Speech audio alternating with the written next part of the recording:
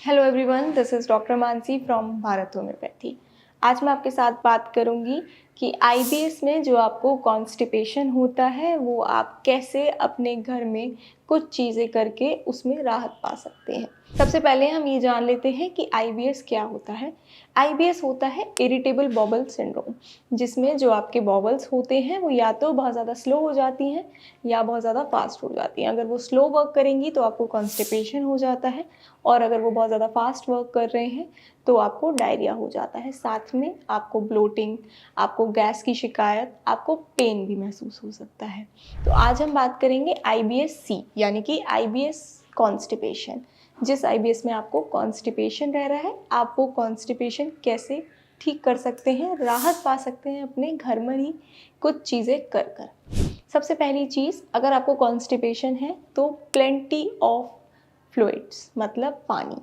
पानी आपको बहुत ज़्यादा पीना है, आपको अपने पानी का इंटेक बढ़ाना है।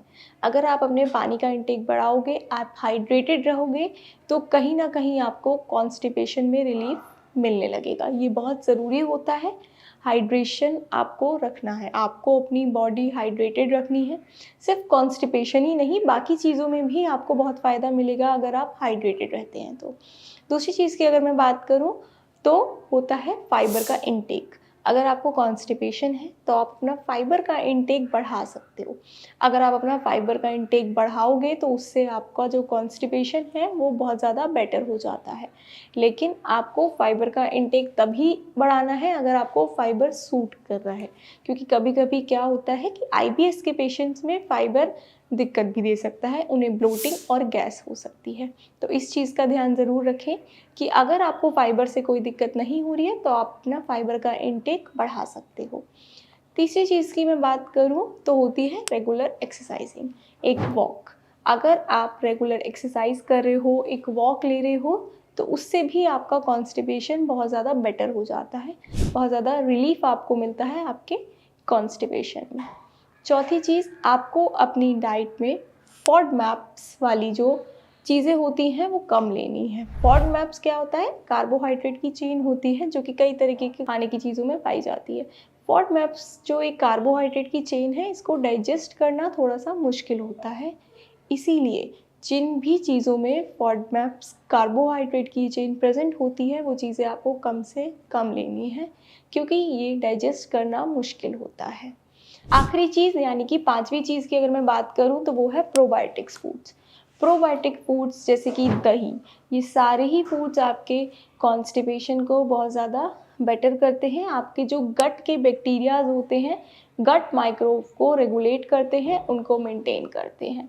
इससे आपका कॉन्स्टिपेशन बहुत हद तक बेटर हो जाता है।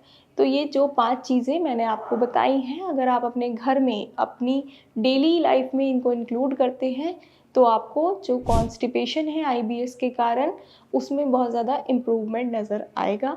और साथ में ही आपको आईबीएस का ट्रीटमेंट लेना बहुत ज़रूरी है, क्योंकि आईबीएस एक ऐसी बीमारी है जिसको आप इग्नोर नहीं कर सकते।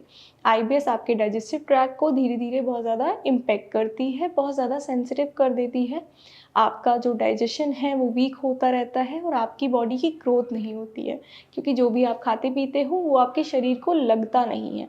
खाते तो हो, अगर आप वो लगता नहीं है, वो एब्जॉर्ब नहीं होता, तो आप बहुत ज़्यादा वीक होते हो। इसीलिए आईबीएस में ट्रीटमेंट लेना उतना ही ज़रूरी है। उसके लिए आप भारत होम्योपैथी में संपर्क कर सकते हैं। यहाँ पर आईबीएस के लिए बहुत अच्छे डॉक्टर्स हैं जो कि आपको बहुत अच्छा ट्रीटमेंट देंगे। Thank you.